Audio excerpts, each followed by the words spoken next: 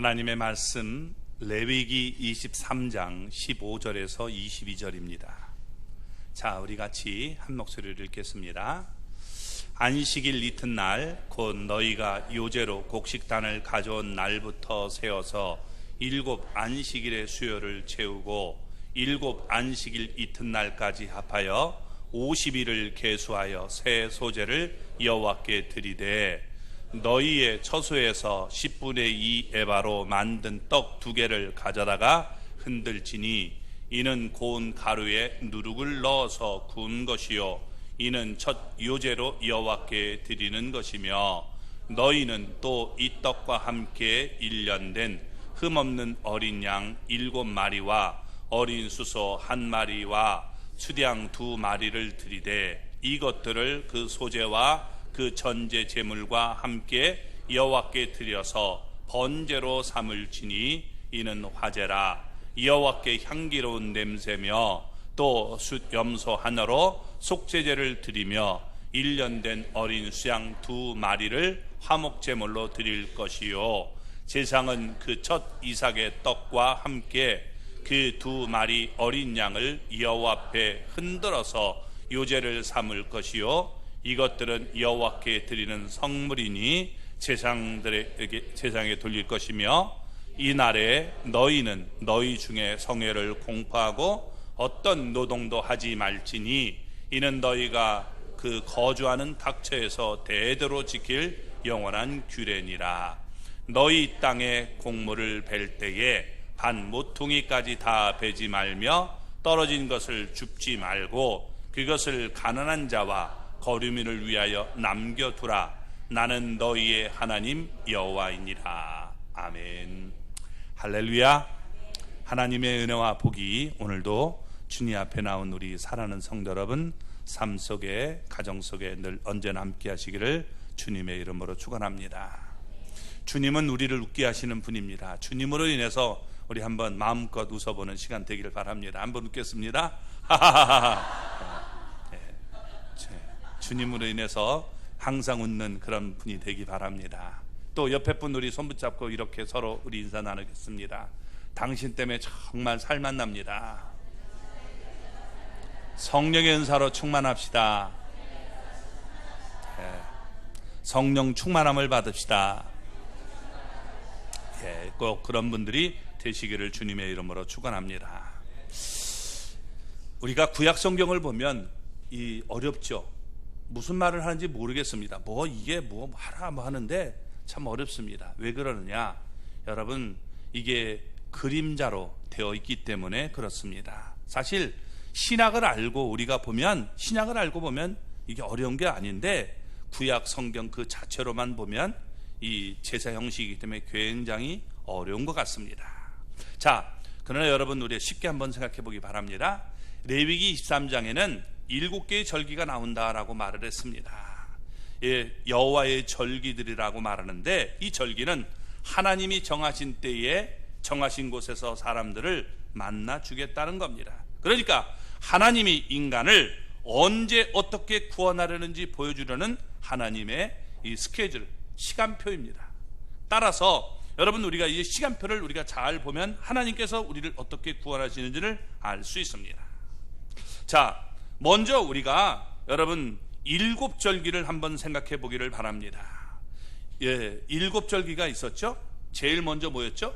유월절, 그 다음에 무교절, 그 다음에 초실절, 그 다음에 맥추절, 그 다음 나팔절, 조금씩 줄어들죠. 그 다음에 6번째 속죄일, 그 다음 마지막 7번째 초막절, 장막절 이렇게 되어 있습니다. 자, 여기에는 여러분 뜻이 있는 겁니다. 유월절은 뭐냐? 예수님이 유월절에 양으로 오셔서 우리의 모든 죄를 짊어지시고 십자가에서 피를 흘려 죽으셨다는 거죠. 그 피를 볼 때 넘어가는 것이 바로 유월절의 의미입니다. 그래서 해가 졌을 때 양을 잡는 것을 얘기하는데 예수님이 십자가에 달리실 때가 3시였는데 3시면 여러분 해가 아주 쨍쨍하게 쪄야 되는데 하나님께서 놀랍게도 기적적으로 여러분 어떻게 온 땅이 컴컴하게 만들고 예수님이 십자가에 달리신 모습을 볼 수 있습니다. 두 번째, 무교절은 뭐예요? 이스라엘에 있는 모든 누룩을 지금 찾아서 땅속 깊이 묻는 절기가 그게 무교절입니다. 예수님께서 우리의 모든 죄를 짊어지고 그리고 어디요? 무덤 속으로 들어가셨다는 거죠. 그래서 무교절의 의미를 이루시는 모습을 보여줍니다. 세 번째가 우리가 초실절인데 예수님이 부활의 첫 열매가 되셨다는 거예요. 그래서 예수님과 함께 묶인 무리들은 부활할 것을 우리에게 말씀해 주고 있습니다. 네 번째가 우리가 맥추절 또는 우리가 오순절, 칠칠절이라고 합니다. 그래서 이것은 우리가 맥추절, 이게 오순절, 이것은 초여름에 있는 그런 절기입니다. 그래서 우리가 이 여름이라고 하는 것은 우리가 카이츠라고 하는데 끝이라는 말이 캐치예요. 어원이 같아요. 그러니까 여름이라는 말과 끝이라는 말은 어원이 같아요. 똑같은 말입니다. 그래서 이 여름은 우리가 성경적으로 보면 우리가 끝시대, 말세라는 의미를 갖고 있는 겁니다. 우리가 살면서 이 시대가 말세다 얘기하잖아요. 그래서 지금 우리가 말세를 시대를 살아가고 있는 겁니다. 그래서 이 오순절이 여러분 성령님이 이 땅에 강림하심으로 우리의 구원을 온전히 이루는 그런 모습을 보여주는 거죠. 그리고 이제 다섯 번째가 나팔절이 되는데 이 나팔절은 여러분 나팔을 불면 모든 하던 일을 멈추고 사람들이 다 모였단 말이에요. 그래서 우리 예수님께서 재림하실 때 공중으로부터 나팔을 불며 온다라고 말하죠. 그래서 이렇게 되면 우리 모두가 주님 앞에 나가야 되는 절기를 얘기해 주고 있는 겁니다. 아직 이루어지지 않은 겁니다. 여기서부터는. 그리고 속죄일 있죠. 이 속죄일은 여러분 유대력으로 7월 10일인데 이것은 대장들과 또 백성들이 죄와 허물을 덮고 용서받는 날이 되는 겁니다. 유대인들은 여러분 정말 놀랍게도 예수님을 안 믿어요. 그런데 이들이 구원받으려면 어떻게 해야 돼요? 예수님을 믿어야 되잖아요. 그러니까 회개하고 돌아오는 기회를 하나님은 그들에게 허락하실 거라는 겁니다. 언제인지 모르지만 분명히 그들은 돌아오게 될 거예요. 또 일곱 번째가 초막절입니다. 이 초막절은 뭐냐? 여러분 이제 추수 농사를 다 져서 알곡은 걷어서 창고에, 쭉정이는 불에 던져놓게 되죠. 그래서 영원한 구속이 완성되는 절기를 우리에게 얘기해 주고 있는 겁니다. 그래서 이렇게 7개의 절기를 통해서 하나님이 우리를 어떻게 구원하실까를 예언적으로 보여줬는데 네 번째까지는 이미 와 있다는 겁니다. 그래서 이제 예수님의 재림이 남았고 그 다음에 유대인들이 회개할 그런 날이 올 것이고 그 다음에 또 여러분 마지막 심판대가 우리가 기다리고 있는 겁니다. 자, 이 7절기를 성경은 뭐라고 얘기하느냐? 이게 바로 비밀이다라고 말합니다. 근데 비밀이 뭐냐? 아무 게 비밀이 아니라 이만희가 비밀이 아니라 예수 그리스도가 비밀임을 우리에게 말씀해주고 있습니다. 여러분 골로새서 2장 16절 17절 말씀을 볼까요? 그러므로 먹고 마시는 것과 절기나 초하루나 안식일을 이유로 누구든지 너희를 비판하지 못하게 하라. 이것들은 장래 일의 그림자이나 몸은 그리스도의 것이니라. 지금 이 절기가 우리가 먹고 마시는 그것도 안식일도 다 뭐냐면 이게 예수님과 연결되어 있다는 거예요. 이게 장래에 하나님이 우리를 어떻게 구원하시는가를 보여주고 있는 거라는 겁니다. 그러니까 이 몸이 그리스도라는 거예요. 그리스도를 통해서 우리를 어떻게 구원하시는지를 보여주는 말씀입니다. 이렇게 보면 여러분 구약이 그렇게 어려운 게 아니에요. 그래서 이게 바로 예수님이 우리를 어떻게 구원하시는가를 구약에서 그림자로 모형으로 보여줬구나 하는 것을 우리에게 나타내주고 있는 겁니다. 자, 그런데 어떤 사람들은 지금 절기를 지켜야 구원받는다, 절기를 지키지 않는 교회는 가짜다라고 주장하는 데가 있어요. 대표적인 게 여러분 하나님의 교회죠. 이단입니다. 왜냐하면 그들은 유월절을 지키지 않으면 구원받지 못한다라고 말합니다. 그래서 자기네들은 유월절을 지키고 있기 때문에 이게 진짜고 나머지는 가짜다라고 말합니다. 그러나 여러분 유월절을 지키려고 하면 우리 옛날에 성지순례 갔던 분들은 아시죠? 사마리아에 가서 여러분 그 양 잡는 모습을 봤습니다. 그렇게 하나요? 안 합니다. 그게 뭐예요? 그렇게 하지 않아요. 그 의미를 모르고 여러분이 하면 곤란한 거죠.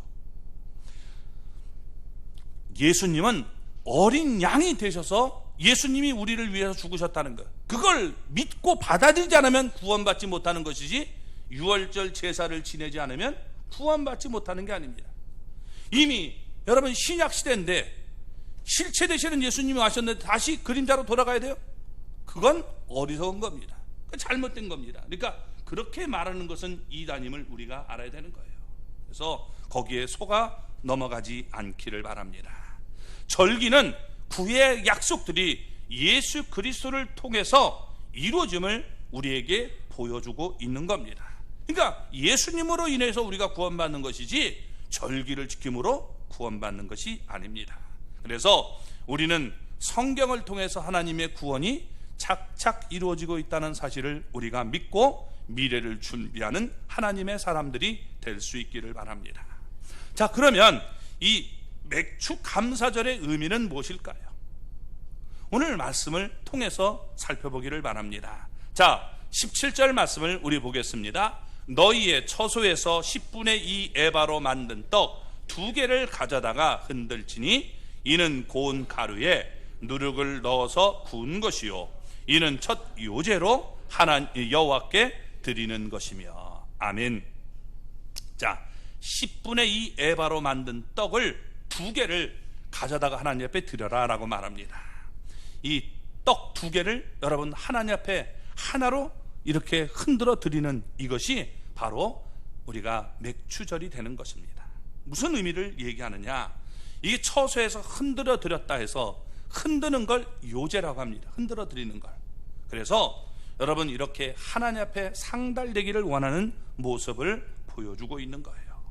자, 이 예언이 그리스도 안에서 여러분 유대인과 이방인들이 한 성령으로 인해서 죽었던 자들이 생명을 얻고 하나 됨으로 이제 하나님께서 저들도 하나님의 자녀로 받아들이는 사건임을 우리에게 보여주고 있는 겁니다. 그래서 여러분 우리에게 힘을 주고 생명이 되는 떡이 바로 우리가 2가지로 얘기할 수 있어요. 첫째는 우리에게 좋은 의미를 했을 때 여러분 예수님이 우리의 떡의 모습으로 나타나고 성령님이 그런 모습으로 나타나는 겁니다. 그래서 이렇게 성령의 역사와 또 예수님의 이 피 흘림과 성령의 역사를 통해서 우리가 하나님의 자녀가 될 수 있는 길을 마련해 주는 겁니다. 옛날에는 유대인들만 구원받았죠. 그런데 하나님께서 우리에게 성령을 부어주어서 예수 그리스도를 통해서 우리도 하나님의 자녀가 되는 길을 마련해 주신 거예요. 그러니까 이방인인 우리들이 옛날에는 무시당하고 개처럼 취급을 받고 저들은 지옥의 땔감이다 이렇게 생각했는데, 이런 자들에게 예수 그리스도를 알게 하시고 성령을 부어주어서 우리가 하나님의 자녀로 나갈 수 있는 길을 만들어 줬다는 겁니다. 이게 바로 여러분 오순절의 역사가 되는 것입니다. 그래서 여러분 마귀는 자꾸 분열을 시키지만 성령님은 우리에게 이렇게 임하게 되면 하나로 뭉쳐지게 연합하게 만들어주는 거예요. 그래서 하나님의 우리가 사람이 되도록 만들어주는 겁니다. 자, 무교절 우리 제사에는 누룩을 철저히 금했죠. 그런데 맥주절에는 누룩을 넣어라 라고 말을 합니다. 이 누룩에는 2가지 의미가 있습니다. 하나는 좋은 의미가 있고 하나는 나쁜 의미가 있어요. 나쁜 의미는 이 죄악의 부패성을 얘기하는 겁니다. 그러니까 우리가 예수님을 얘기할 때 누룩이 없는 예수님의 모습을 보여줘요. 죄가 없는 예수님의 모습을 얘기할 때 얘기하죠. 근데 이 좋은 의미로 우리가 쓰여질 때 천국의 확산을 여러분 비유로 설명할 때 이렇게 말하게 되는 겁니다. 그래서 누룩을 여러분 이 가루를 넣으면 어떻게 돼요? 그것이 부풀려지면서 여러분 많아지는 이런 모습을 보여줍니다. 마태복음 우리 13장 33절에 그런 의미를 보여주고 있는 겁니다. 그래서 땅까지 충만하게 전해지는 이런 모습을 보여주고 있는 것이죠. 자, 우리 여러분 누룩은 죄라고 했어요. 그러니까 이 죄진 인간들, 이런 사람들을 어떻게 돼요? 하나님께서 이렇게 지금 들어서 이들을 통해서 하나님은 어떻게 해요? 땅끝까지 복음을 전하는 계획을 얘기해 주고 있는 겁니다. 이게 오순절의 성령의 역사는 복음이 땅끝까지 확산하여 퍼져나가는 것을 우리에게 보여주는 거예요. 그래서 우리 여러분 사도행전 1장 8절에 오직 성령이 너에게 임하시면 너희가 권능을 받고 예루살렘과 온 유다와 사마리아 땅끝까지로 내 증인이 되리라 하시니라 라고 말하죠. 이렇게 퍼져나가는 모습을, 확산돼가는 것을 보여주는 거예요. 이게 좋은 의미로 얘기하는 겁니다. 그래서 우리는 성령이 임하게 되면 여러분 복음이 확산되는 거예요. 우리만 생각하는 게 아니라 땅끝까지 복음을 우리가 전하려는 그런 의미를 갖게 되는 거예요. 그래서 이것이 성령의 역사임을 보여주고 있는 겁니다. 그래서 중요한 것이 뭐냐? 여러분 제일 먼저 여기 얘기되는 것이 두 개의 떡을 이렇게 드렸는데, 두 개의 떡을 드리는 건 두 가지 의미가 있는 거예요. 이방인들과 그 다음에 유대인들과 이방인, 유대인과 이방인을 이렇게 구별하지 않고 하나님 앞에 온전히 상달되도록 드리는 모습을 얘기하고, 그 다음에 예수님의 그 보혈의 역사와 성령의 역사를 통해서 우리가 이 하나님의 자녀가 되도록 만드는 이런 역사를 우리에게 보여주고 있는 겁니다. 그래서 어떻게 돼요? 예수님이 이제 승천하시고 그 다음에 성령을 우리에게 부어주셔서 우리가 하나님을 알게 되는 그런 은혜가 임하게 되죠. 그래서 우리가 예수님을 믿고 구원받는 사람들이 생겨서 교회라고 하는 것이 탄생하는 겁니다. 그래서 맥주 감사 우리가 절은 이방인인 우리를 특별히 하나님께서 생각하고 구원 속으로 이렇게 우리를 이끌어주는 시간임을 우리에게 보여주고 있는 겁니다. 그러니 이방인인 우리가 얼마나 여러분 하나님 앞에 감사합니까? 우리는 여러분 구원받을 만한 조건이 아무것도 없어요. 그런데 하나님께서 놀랍게 정말 역전승을 일으켜주는 거죠. 그래서 우리가 이렇게 구원받는 은혜가 넘쳐나게 되었다는 거예요. 오늘 새벽에 축구 보신 분 알죠? 예, 오는데 와 하더라고요. 아, 축구 이겼구나. 예, 그거 딱 느꼈어요. 예, 그 마지막 그 순간에 저는 이렇게 할 수 없이 이제 교회에 왔는데, 그게 보니까 아니나 다를까, 예, 이겼더라고요. 우리나라가 3대3 축구 딱 됐다가 그 다음에 페널티킥으로 해가지고 3대2로 이겼죠. 그래서 우리나라 18세 이하가 이게 4강에 오르는 그런 쾌거를 이루게 됐습니다. 역전승이란 말이에요. 역전승. 처음에 이 뭐냐면 우리나라가 두 개를 딱 놓쳤어요. 우리 사람이 졌다, 빨리 끄래요. 그게 무슨 소리 하느냐? 예? 예, 역전승이라는 게 있다. 예, 제가 그래도 더 영적으로 센지 몰라도 딱 알고 저는 질 것 같은 느낌이 하나도 안 들었어요. 딱 했는데 역전승이 되잖아요. 그게 얼마나 여러분 좋습니까? 우리는 구원받을 만한 근거가 아무것도 없어요. 뭐가 있습니까? 우리는 죄만 졌던 사람이고 하나님도 몰랐던 인간 아닙니까? 그런데 우리에게 성령을 부어주셔서 하나님의 구원 계획 속에 우리가 들어가도록 만들어줬으니 너무도 감사한 거예요. 이것을 우리가 알고 하나님 앞에 감사할 것을 얘기하고 있는 겁니다.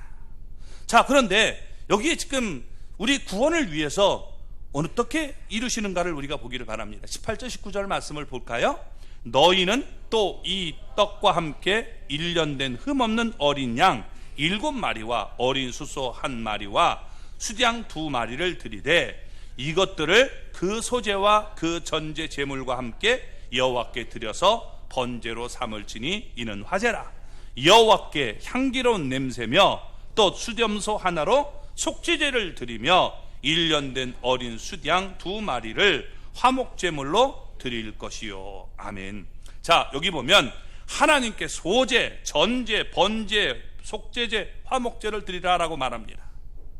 그래서 여러분 이 소제는 하나님 앞에 감사함으로 곡물로 드리는 거죠. 그리고 전제, 이건 피의 제사를 드리는 거예요. 피를 부어드리는 겁니다. 번제는 태워드리는 겁니다. 속죄제는 죄를 용서받기 위해 드리는 겁니다. 화목제물은 내가 하나님과 이제는 아름다운 이제 교제를 회복하는 이 죄를 지금 화목제물로 얘기하는 겁니다. 그런데 여기서 짐승이 피를 흘려서 희생 제물이 되었듯이 언제나 우리가 기억해야 되는 것은 오순절이라고 해서 여러분 피의 복음이 빠져서는 안 된다는 거예요. 피가 지금 전체로 흥건히 부어지는 모습을 보여주고 있단 말이에요. 그래서 어린 양 7마리, 그 다음에 어린 수 3마리, 수양 2마리, 또 10마리를 여러분 이렇게 드리는 모습을 보여줍니다. 그래서 이 피를 부어드리는데 여기에 또 하나가 뭐냐? 화재로 불로 태워드리는 이 모습이 나타나고 있는 거예요. 피와 이 불로 상징되는 성령의 역사를 강조하고 있는 것입니다. 그래서 예수님의 이 십자가 복음이 충만한 곳에는 성령의 역사가 있는 거예요. 다른 말로 얘기하면, 뒤집어 얘기하면 성령의 역사가, 진정한 역사가 있는 곳에는 예수님의 피의 복음이 빠져서는 안 되는 거예요. 어떤 사람은 성령 받았다고 하면서 굉장히 막 자기가 날뛰고 그리고 자기가 모처럼 되는 것처럼 하는데 그건 올바른 게 아니에요. 성령님이 역사하시면 여러분 어떻게 해야 돼요? 예수 그리스도의 그 피에 대해서 더욱더 강조할 수밖에 없는 겁니다. 그게 없다면 그건 온전한 복음이라고 말할 수가 없다는 사실을 기억하시기 바랍니다. 성령 얘기하면서 예수님 얘기 안 하고 자기 얘기하는 게 그게 뭐예요? 이단인 거예요. 이만희가 그런 식이죠. 자기가 보혜사래요. 그 보혜사면 뭘 얘기해야 돼요? 예수님을 증거해야 되는 거예요. 이 예수님 얘기 안 하고 어떻게 돼요? 맨 처음에 사람들 꼬실 때는 여러분 어떻게 돼요? 예수님을 얘기하지만 거기 교회 딱 들어가면 어떻게 돼요? 그 다음부터는 예수님 얘기는 다 빼버려라. 그러니까 다 얘기하고 내 얘기만 들어야 된다. 이게 바로 이단임을 얘기해 주고 있는 거예요. 그래서 그런 것이 바로 거짓된 것을 우리는 알아야 됩니다. 예수님의 여러분 복음이, 피의 복음이 결코 빠져서는 안 되는 거예요. 아멘. 꼭 그런 우리가 믿음을 갖기를 바랍니다. 그리고 여기에는 또 우리에게 여러분 이 노동을 금하는 모습을 보여줍니다. 21절 말씀을 한번 읽어볼까요? 이날에 너희는 너희 중에 성회를 공포하고 어떤 노동도 하지 말지니 이는 너희가 그 거주하는 각처에서 대대로 지킬 영원한 규례니라. 아멘. 오순절에는 아무 노동도 하지 말라는 거예요. 무슨 얘기냐?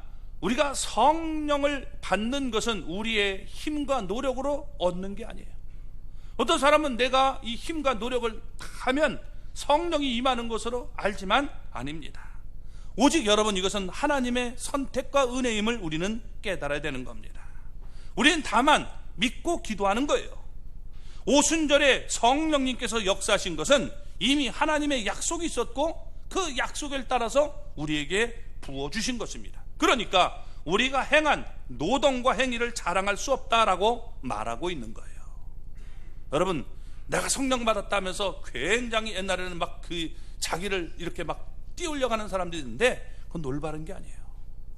우리는 여러분 내 힘과 공로로 얻은 것이 아니라 하나님께서 나를 사랑하셔서 나에게 성령을 부어주시고 내가 그래서 예수님을 알고 구원받도록 만들어 줬다는 사실을 언제나 우리는 잊어서는 안 된다는 겁니다.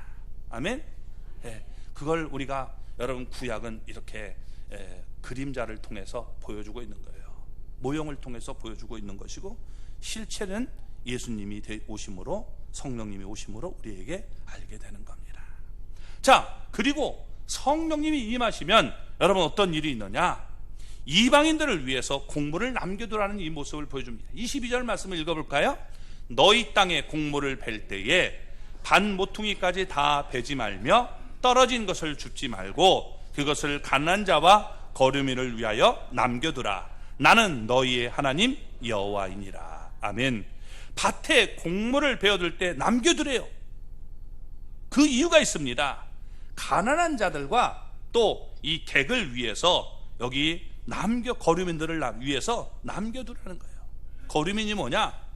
이게 객, 저쪽에 사는 사람, 이방인들이 이쪽에 와서 거할 때 그들을 위해서 혹시 모르니까 남겨두라 라고 말하고 있는 겁니다. 이 가난한 자는 뭐냐? 상속받을 것이 없고 또 여러분 그것이 아니면 자기는 죽을 수밖에 없는 정말 이 가장 가난한 사람들을 얘기하고 있는 거예요. 이런 사람들을 위해서 남겨두라 라고 말하고 있고, 그 다음에 이방인들을 위해서 이렇게 남겨두라 라고 말하고 있는 것입니다. 자, 이 가난한 자와 우리 거류민은 유대인이 아니라 이방인을 우리에게 상징해 주고 있는 겁니다. 특히 오순절에 있어서 성령의 역사는 이방인인 우리가 이렇게 참여함으로 성취가 되는 겁니다. 그래서 여러분, 우리 룻기를 우리가 나눴죠. 룻기는 언제 읽는다고 그랬어요? 맥추절 때 읽는단 말이에요. 그렇죠? 예, 맥추절 때 읽는 거예요. 그래서 맥추절 때 룻기를 읽게 되는데, 여러분, 맥추절의 그 모습을 통해서 룻은 이방인이에요, 유대인이에요?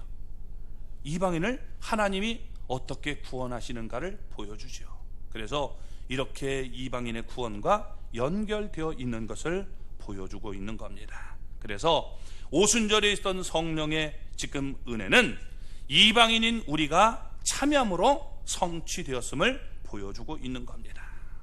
마태복음 15장 26절에서 28절을 보면 이렇게 여러분 얘기되고 있습니다. 예수님께서 이렇게 말씀하십니다. 자녀의 떡을 취하여 개들에게 던짐이 마땅하지 아니하니라. 여자가 이르되 주여 올소이다마는 개들도 제 주인의 상에서 떨어지는 부스러기를 먹나이다 하니, 이에 예수께서 대답하여 이르시되 여자여 내 믿음이 크도다, 내 소원대로 되리라 하시니라 라고 말씀합니다. 여러분, 뭔 얘기입니까? 자녀의 떡이 유대인들에게 거절당하고 가나안 여인 같은 우리 이방인들에게 그 부스러기를 먹는 이런 은혜가 넘쳐나게 됨을 보여주고 있는 겁니다. 그래서 이런 역사가 일어남을 우리에게 보여주고 있는 거죠. 또 사도행전을 보면 바울과 바나바는 동족 유대인들에게 복음을 전했지만 그들은 계속 거부한 반면 이방인들은 복음을 받아들이는 모습을 보여줍니다. 그래서 여러분, 이제 그 오순절의 역사를 통해서 하나님의 이 구원이 유대인에게서 이방인에게 흘러가는 모습들을 보여주는 거예요. 그래서 이방인들을 구원하는 이 하나님의 구원 계획이 여러분 이렇게 나타나고 있는 겁니다. 지금이 말세, 다른 말로 성령의 시대이기 때문에 여러분, 우리 이방인들의 이 하나님께서 구원하려는 그 구원 계획이 이 넓게 열려 있는 거예요. 그래서 우리는 땅까지 가서 복음을 전해야 되는 겁니다. 이런 모습을 우리가 보여주는 거예요. 그러니까 성령의 역사가 있으면 어떻게 돼요? 선교에 대해서 관심을 가질 수밖에 없는 거예요. 성령의 역사가 있는데 선교에 대해서, 구제에 대해서 여러분 힘들어하는 사람을 우리가 받아들이지 못하면 그건 올바른 복음이 될 수가 없는 거예요.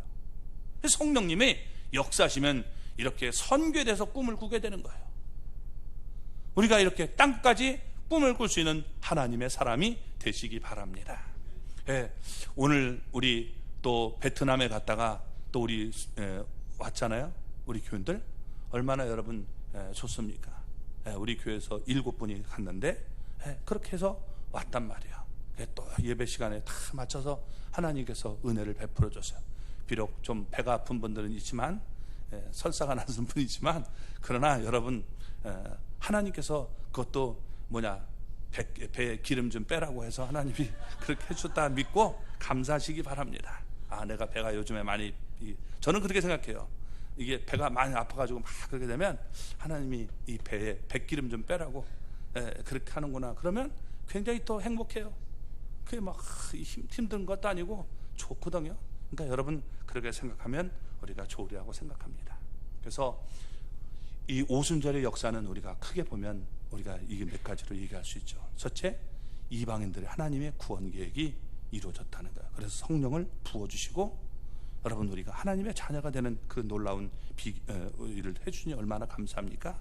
그렇죠? 또 언제나 오순절의 역사는 피의 복음이 빠져서는 안 된다는 사실을 기억하시고, 여러분 성령으로 충만하면 예수님에 대해서 더욱더 깊이 알고 예수님의 복음을 우리가 더 확실하게 증거하게 되는 겁니다. 그리고 여러분 이것은 우리의 힘과 노력으로 얻는 게 아니에요. 노동을 금하도록 만들었어요. 그리고 여러분 우리가 이방인을 위해서 공물을 남겨둔 것처럼 선교에 대해서 우리는 꿈을 꾸고 선교에 관심을 갖는 하나님의 사람들이 되기를 바랍니다. 충만하면 여러분 그런 것이 더욱더 강력해지는 거예요. 충만하지 못하면 그냥 왔다 갔다리 하는 이런 모습만 나타나고 있는 겁니다. 그래서 우리 성도님들이 정말 성령에 충만해서 이런 것에 관심을 갖는 우리 모두가 되기를 주님의 이름으로 축원합니다. 자, 그러면 여기 맥추절을 지키는 방법에 대해서 성경은 우리에게 얘기해주고 있다는 거예요. 여기까지만 하면 우리가 좋겠는데, 여기 맥추절을 이렇게 지켜야 된다라고 여러분 신명기 우리 16장 9절에서 12절에 말씀해주고 있습니다. 먼저 이 감사할 것을 생각하고 찾으라는 거예요. 감사는 생각하고 찾아야 돼요. 그래 감사할 수 있는 거예요.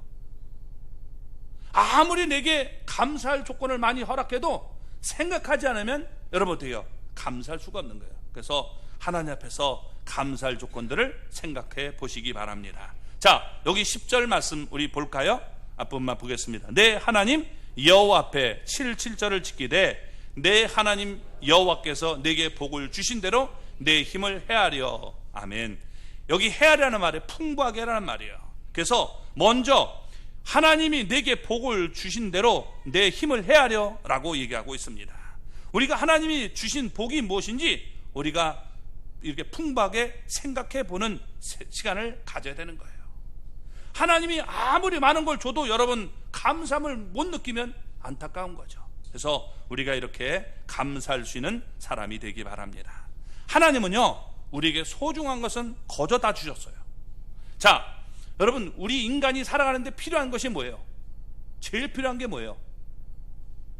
이 땅에 살아가면서 제일 필요한 것, 공기. 그렇죠? 공기 안 마시면 이건 그냥 가잖아요. 그렇죠? 공기. 이 공기 하나님이 공짜로 줬어요? 아니면 돈 내고 마시라고 그랬어요? 한 번 마실 때마다 이거 10만 원이라도 안 마실 수도 없고 마셔야죠. 그죠? 그래도 하나님은 공짜로 줬어요. 두 번째 뭐 있어요? 물도 하나님이 공짜로 하늘에서 내려줬죠. 그죠? 우리가 이것을 뭐 정화하고 이걸 끌어서 쓰느라고 그런 거지, 돈 내는 거지, 사실은 하나님이 공짜로 줬단 말이에요. 또 햇빛. 그죠? 햇빛 여러분 이거 안 쬐면 안 됩니다. 우리 몸도 이 곰팡이 쓸고 이 병들어요. 그래서 여러분 이렇게 햇빛을 자주 쬐줘야 되는 거예요. 그래 건강하죠. 그 하나님이 이런 것을 다 여러분 공짜로 줬어요. 공짜라는 말이 은혜라는 말이에요. 은혜로 주셨다는 거예요. 값없이 주셨다는 겁니다. 그러니까 내가 생명을 연장하는데 필요한 것 하나님이 공짜로 줬어요. 이걸 생각할 때 내가 여러분 감사할 수 있는 것이지, 하나님 내게 뭘 줬어요? 이렇게 말하는 놈이 있으면 정말 그냥 몽둥이로 때려주고 싶어요. 얼마나 많이 줬는데 여러분 그걸 감사할 줄 모릅니까? 하나님이 공기야 싹 빼봐요. 너는 하지마. 그러면 여러분 얼마 살지도 못하잖아요. 그렇죠? 그것만 있습니까? 해와 달 별도 주셨고 우리에게 여러분 이 건강도 재능도 주셨고, 가장 중요한 것이 뭡니까? 여러분 내가 이렇게 큰 죄를 졌는데도 나를 사랑하셔서 내 죄를 용서해 주셨다는 것이죠. 그래서 여러분 우리에게 성령을 부어주시고 예수님을 알게 하시고 나를 하나님의 자녀로 받아주시고, 죄를 용서한 것만 아니라 하나님의 자녀로 받아줬어요. 그것만 해도 감사한데 여러분 우리가 하늘나라를 이렇게 우리가 상속받았어요. 감사합니다. 상속받을 수 있는 이런 사람이 되게 만드니 얼마나 여러분 감사합니까? 그걸 머리를 갖고 생각하면서 우리가 감사하며 살아야 된다는 거예요. 그래서 여러분 우리가 이 가장 큰 은혜는 내가 죄의 용서함을 받고 하나님의 자녀가 되고 하늘나라를 상속받는 이런 영광을 얻게 됐으니 우리가 생각하고 감사할 수 있는 사람이 되기를 바랍니다. 그리고 감사를 표현하라는 거예요. 여기 10절 마지막을 보면 자원하는 예물을 드리라 라고 말합니다. 이 표현은 더 큰 감사를 일으킵니다. 감사라면 이 파장이 일어나요. 그래서 여러분 사람에게만 아니라 이게 여러분 우주에도 전달이 되고 하나님에게도 전달이 되는 거예요. 그래서 여러분 하나님은 이 우리가 감사는 그 표정을 봅니다. 우리 얼굴을 보셔요. 하나님은요. 내 얼굴을 도우시는 하나님입니다. 자꾸 인상을 찌그리면 여러분 원망 불평하면 하나님이 기뻐하지 않죠. 아까 우리 찬양에도 보니까 하나님의 뜻은 감사하는 거예요. 왜? 하나님이 여러분 우리에게 정말 좋은 것을 줄고 우리가 믿고 나간다면 감사할 수밖에 없는 겁니다. 하나님은 우리의 표정을 읽으셔요. 그래서 가인의 표정을 여러분 읽습니다. 창세기 4장 6절을 보면 내가 분하여 함은 어찌 됨이며 이 안색이 변함은 어찌 됨이냐라고 말을 합니다. 여러분 무슨 얘기입니까? 지금 이 가인이 막 화가 났단 말이에요. 저 동생에게만 좋은 거 주고 나는 이게 뭐냐? 이런데 여러분 어떻게 돼요? 감사할 줄 모르는 그 인생이 되었음을 얘기해 주고 있는 거예요. 또 민수기 여러분 14장 28절을 보면 이렇게 말합니다. 너희 말이 내 귀에 들린 대로 내가 너희에게 행하리니. 그러니까 우리가 자꾸 원망하는 얘기를 들으면, 원망하는 얘기를 하나님 앞에 우리가 하면 하나님은 들으시고 그렇게 만들어 줄 수 있단 말이에요. 여러분 그래서 우리 교회에서 말을 잘못하면 벌금을 받는 거예요. 이렇게 생각해 보세요. 미치겠네. 그런데 하나님이 그래 너 미치도록 해줄까? 미치게 만들어줘? 원하는 분 한번 해보세요. 안 되잖아요. 그렇죠? 그러니까 이게 뭐냐면 벌금 내서라도 그러면 하지 말라는 거예요. 죽겠네. 너 죽게 만들어줘? 여러분 그거 안 되잖아요. 모세의 누이 미리암이 여러분 어떻게 돼요? 모세가 이 아내를 얻었는데 얼굴을 갖고 얘기한단 말이에요. 저 시커먼 여자를 얻어가지고 좋겠다. 그러니까 너 하얀 거 그렇게 좋냐? 하나님이 그래서 어떻게 돼요? 미리암의 얼굴을 완전히 하얗게 만들어주잖아요. 문둥병자로 만들어서 완전히 하얗게 만들었어요. 그러니까 우리가 말을 예쁘게 해야 돼요. 성령님이 임하면 말을 좀 예쁘게 해야 돼요. 예쁘게 할 줄 아는 사람 되기 바랍니다. 우리 입에다 이렇게 손 대고 기도하세요. 하나님 내가 예쁜 말만 해주세요. 이 더러운 말할 때 입이 그냥 이렇게 돌아가게 해주세요. 그런 말이라도 해서 여러분 우리가 올바른 말을 해야 돼요. 아멘? 그래서 우리가 말을 예쁘게 하기 바랍니다. 보세요. 다니엘은 기도하면 죽게 되는 상황이지만 오히려 그 순간에 하나님께 감사하게 들었어요. 그러니까 하나님은 어떻게 돼요? 여러분 사자굴 속에 던져넣어도 하나님께서 그 입을 막아버리잖아요. 그러니까 우리가 감사하는 사람에겐 감사할 조건들이 생기게 되는 거예요. 원망하고 자꾸 불평하면 원망 불평거리만 자꾸 달아오는 거예요. 저게 원망하고 불평했다. 야 가자 저 집으로 몰려가자. 이러고서 여러분 나오게 되는 겁니다. 그래서 하나님 앞에 우리가 감사할 수 있는 사람 되기를 바랍니다. 감사는 흐름을 만들어요. 이게 감사하면요 감사가 자꾸 흐름을 타서 감사할 조건들이 다 오는 거예요. 이 원망 불평하면 자꾸 원망 불평할 것이 내게 오는 겁니다. 그래서 우리는 여러분 원망하지 말고 감사할 수 있는 하나님의 사람 되기를 바랍니다. 그렇게 하나님 앞에 나와서 예배하라는 거예요. 이게 우리가 절기 때. 그리고 자원하는 예물을 드리라라고 말합니다. 그냥 빈손으로만 나오지 말고 하나님 앞에 자원하는 예물을 가지고 와라. 고린도후서를 보면 여러분 9장 7절 8절에 이렇게 말합니다. 각각 그 마음에 정한 대로 할 것이요 인색함으로나 억지로 하지 말지니 하나님은 즐겨내는 자를 사랑하시느니라. 하나님이 능히 모든 은혜를 너희에게 넘치게 하시라니 이는 너희로 모든 일에 항상 모든 것이 넉넉하여 모든 착한 일을 넘치게 하려 하심이라. 착한 일을 넘치도록 할 수 있도록 하나님께서 넉넉하게 부어주기 위해서 네가 정말 자원하는 마음으로 기쁘게 드리라는 거예요. 많은 축복을 받은 성도가 인색하면 안 돼요. 우리가 하나님 앞에서 여러분 기쁨으로 우리가 하나님 앞에 드리면 복을 받게 되어 있어요. 우리 자녀들이 여러분 엄마 아빠 사랑해 하고서 조그만 거라도 여러분 갖다 주면 어떻게 돼요? 기분 좋죠. 근데 애들이 이런 생각을 한단 말이에요. 엄마 내가 이거 사탕을 사주면 엄마 나 한번 뭐 해줄래? 엄마 뭐 해줄래? 그러면 필요 없어 너나 먹어. 이렇게 된단 말이에요. 우리 사람들이 자꾸 이런 생각을 갖고 있는 사람이 있어요. 하나님 앞에 내가 드리면 반드시 빠타제로 이게 하나님이 뭔 줄 것이다 이런 마음 드리면요 하나님은 그거 기뻐하지 않으셔요. 자원하는 마음으로 기쁘게 드리라는 거예요. 그래서 제가 설교할 때 헌금에 대한 얘기를 잘하네요. 내가 기분 좋게 드리려고 하는데 야 이게 안 드리면 됩니까 하면 드리는데 기분이 자꾸 나가서 저는 그래요. 여러분은 모르겠는데 그래서 자원하는 마음으로 기쁘게 드리게 하기 위해서 여러분 하는 거예요. 오늘 본문이 나오니까 할 수 없는 얘기고, 여러분 그런 겁니다. 그래서 우리가 하나님 앞에 기쁨으로 자원하는 마음으로 내가 드리면 하나님은 제가 나를 정말 사랑하는구나, 저를 풍성하게 만들겠구나. 그래서 어떻게 돼요? 하나님은 더 주신다는 거예요. 그래서 어떻게 돼요? 우리가 모든 착한 일을 넘치게 할 수 있도록 부어주겠다라고 얘기하고 있는 겁니다. 근데 우리가 깍쟁이가 되면 어떻게 돼요?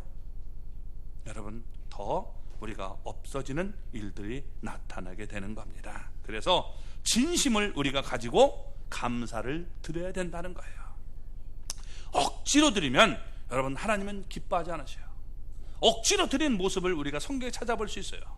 이 사도행전 5장을 보면 아나니아와 삽비라가 하나님 앞에 거액의 헌금을 드렸습니다.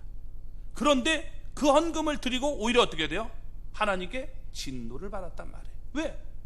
바나바라는 사람이, 요셉이라는 사람이 막 이렇게 칭찬받고 올라가는 모습을 보니까 나도 저 사람처럼 정말 칭찬받아야 되는데 해가지고 자기 소유를 팔아가지고, 여러분 어떻게 돼요? 사도들 앞에 냈는데 그게 마음속에 하나님 앞에 기쁨으로 드린 게 아니라 나도 좀 저렇게 좀 됐으면 좋겠다, 이런 마음으로 드렸기 때문에 여러분, 바치고도 오히려 하나님 앞에서 진노를 받는 안타까운 모습을 보여주고 있는 거예요.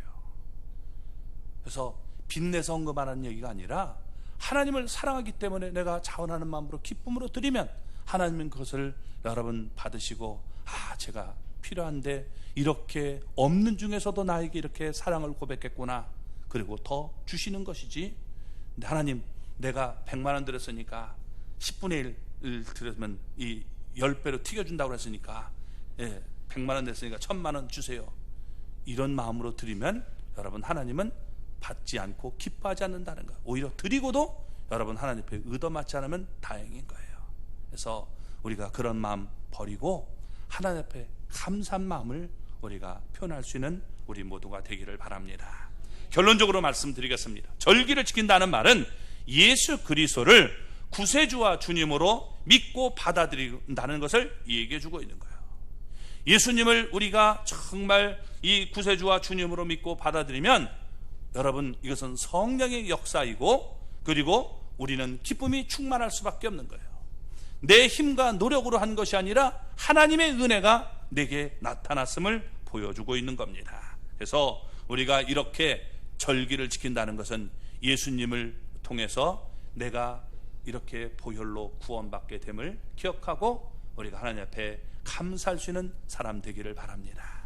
이방인이었던 나, 하나님 앞에 구원의 가능성은 0.0000001%도 없었던 나, 이런 나에게 하나님이 베풀은 은혜를 우리가 감사하고 주님 앞에 그 사랑을 고백하는 우리 모두가 되기를 주님의 이름으로 축원합니다.